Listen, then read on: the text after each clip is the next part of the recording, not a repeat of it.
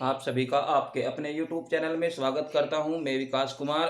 और आज जो है हमारा कार्बन के अपर रूप का टॉपिक चल रहा था भैया, क्या हीरा, और इसके बाद है आज ग्रेफाइट। तो ग्रेफाइट के बारे में हमें आज की वीडियो में जानना है कि ग्रेफाइट क्या होता है। मैंने आपको इससे पहली वीडियो में हीरे के कई पहलू पर बात की थी, चर्चा की थी। हालांकि जो हमारा हीरा था वो क्या होता है, विद्युत का कुचालक होता है, मतलब हीरे में विद्युत का प्रवाह नहीं हो सकता। ठीक है जी। तो आज हम ग्रेफाइट के बारे में यहाँ चर्चा करेंगे कि ग्रेफाइट जो है किस प्रकार का कार्बन का अपर रूप है, इसकी संरचना कैसी होती है और इसका जो उपयोग है हम किस तरह से करते हैं, और इसके जो कुछ प्रॉपर्टीज हैं, गुण हैं, उनके बारे में हम आज जानने वाले हैं। तो चलिए शुरू करते हैं। इससे पहले एक बात और है कि वीडियो को आप लास्ट तक जरूर बने रहिए ताकि आप हर बात को ठीक प्रकार से समझ जाओ, क्योंकि कई बार स्टूडेंट्स कोई भी बीच में वीडियो को छोड़ देते हैं और फिर क्वेश्चन मुझसे पूछते हैं, भैया आप हर वीडियो को कम से कम पूरा देखा करें, क्योंकि वीडियो में पहले ही बहुत छोटा बनाता हूं और इसमें भी आप कंजूसी करते हो। तो ऐसा नहीं है, आप कम से कम 5-7 मिनट इस वीडियो को आराम से देख सकते हो। तो उम्मीद है कि आप इसको पूरा समझोगे और इसको ध्यान से सीखोगे। देखिए, तो ग्रेफाइट है। तो ग्रेफाइट क्या होता है? ग्रेफाइट, एक तो मैं पहले ही बात बता दूं आपको कि ये विद्युत का सुचालक है जी। मतलब ग्रेफाइट में विद्युत धारा आसानी से बह सकती है। ठीक है। अगर हम ग्रेफाइट में विद्युत का प्रवाह करेंगे, मान लेते हैं ग्रेफाइट है और इसकी एक तरफ हम करंट जोड़ेंगे, लाइट से इसका कनेक्शन करेंगे, तो इसमें जो है, ठीक है, विद्युत धारा आसानी से बह सकती है, इसमें करंट आसानी से दौड़ सकता है। इसका एक कारण है। अगर आपसे क्वेश्चन पूछा जाता है कि ग्रेफाइट में विद्युत धारा क्यों प्रवाहित हो जाती है, एक बार फिर सुन लीजिए, ग्रेफाइट में विद्युत धारा क्यों प्रवाहित हो जाती है, जबकि कार्बन का जो ये अपर रूप है हीरा, ये क्या है, ये विद्युत का कुचालक है, इसमें विद्युत धारा नहीं बहती। लेकिन ऐसा क्या है कि जो ग्रेफाइट है उसमें विद्युत प्रवाह हो जाता है। तो इसमें दरअसल ऐसा होता है भैया कि इसके अंदर मुक्त इलेक्ट्रॉन होते हैं। क्या होते हैं? इसमें मुक्त इलेक्ट्रॉन होते हैं और इसी कारण इसमें जो है विद्युत का प्रवाह आसानी से हो जाता है, इसमें करंट दौड़ने लगता है। ये समझ लीजिए कि ऐसा मुक्त इलेक्ट्रॉनों के कारण होता है।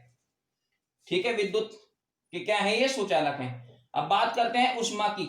यदि मैं उष्मा की बात करूं, हीट की बात करूं, ठीक है, आप जानते होंगे हीट, उष्मा, मतलब अगर हम ग्रेफाइट की छड़ को गर्म करेंगे कि क्या उष्मा का भी ये सुचालक होगा? मतलब क्या अगर मैं इधर से गर्म करूंगा तो क्या ये इधर से ऑटोमेटिक गर्म हो जाएगा? नहीं होगा। ठीक है जी। ये केवल विद्युत का ही सुचालक है, उष्मा का प्रवाह इसमें नहीं होगा, तुरंत नहीं होगा। ठीक है।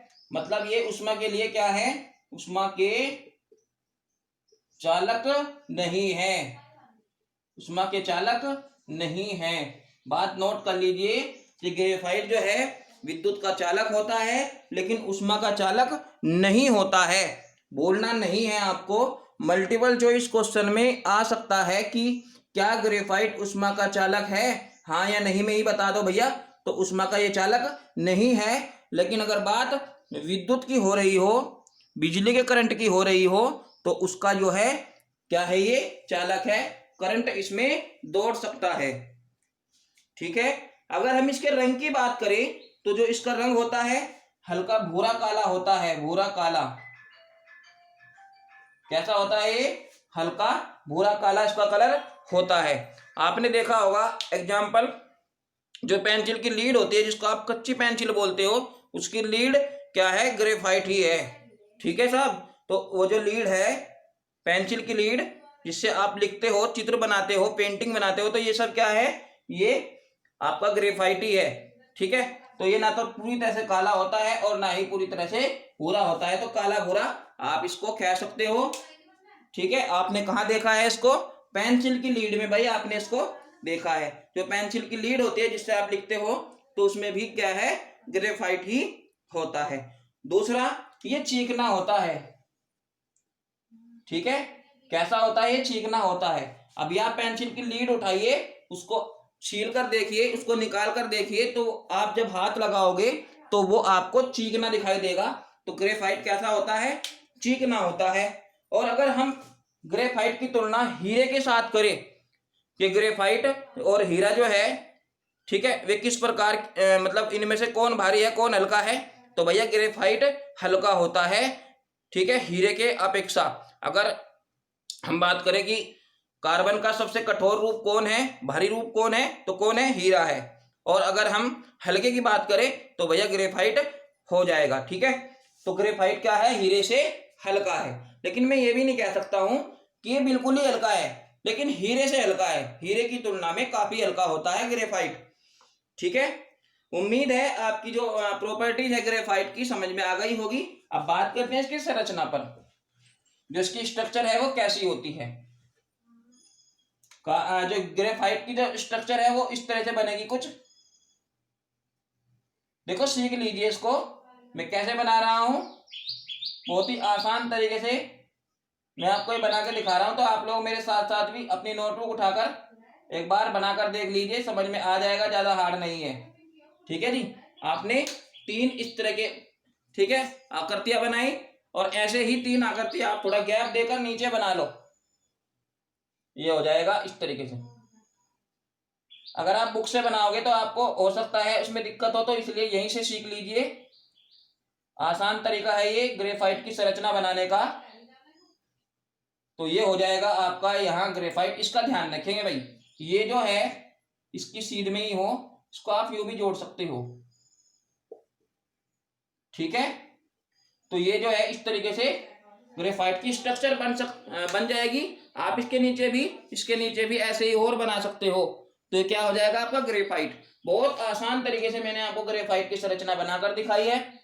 और अगर हम इसकी दूरी की बात करें, यहाँ की या यहाँ की, तो ये कितनी होगी? अगर हम एंगस्ट्रॉम में इसका आकलन करें तो लगभग 1.42 एंगस्ट्रोम। सभी को पता है कि भैया एंगस्ट्रोम क्या होता है। एंगस्ट्रोम क्या होगा? 10⁻⁻10 मीटर के बराबर होगा।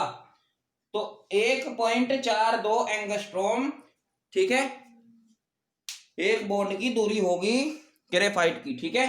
और प्रत्येक की इतनी ही होगी, इसकी भी इतनी, इसकी भी ऐसे ही, ठीक है।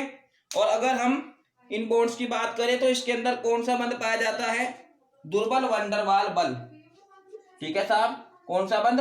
दुर्बल वंडरवाल बल, दुर्बल वंडरवाल बल। जो हमारे बच्चे 10th क्लास के हैं वो वंडरवाल बल के बारे में नहीं जानते होंगे, लेकिन आपको चिंता करने की जरूरत नहीं, फर्स्ट क्लास में आप वंडरवाल बल के बारे में जान जाओगे, ठीक है जी। फिलहाल आप इसको याद रखिए। लेकिन जो हमारे कंपटीशन के भाई बहन हैं उनको पता होगा वंडरवाल बल क्या होता है, ठीक है, किस तरह का फोर्स होता है ये, उन्होंने इसके बारे में 11-12 में पढ़ा होगा, BSc में भी पढ़ा होगा, तो कोई बात नहीं चिंता की। तो खैर जो ग्रेफाइट है इसके अंदर कौन सा बल पाया जाता है? तो दुर्बल वंडरवाल बल पाया जाता है, ठीक है। कई बार मल्टीपल चॉइस में ये भी पूछा गया है कि ग्रेफाइट की जो संरचना होती है, ग्रेफाइट की जो स्ट्रक्चर होती है, उसमें कौन सा बल पाया जाता है। तो आप तुरंत क्लिक कर देना कि दुर्बल वंडरवाल बल पाया जाता है ग्रेफाइट की संरचना में, ठीक है।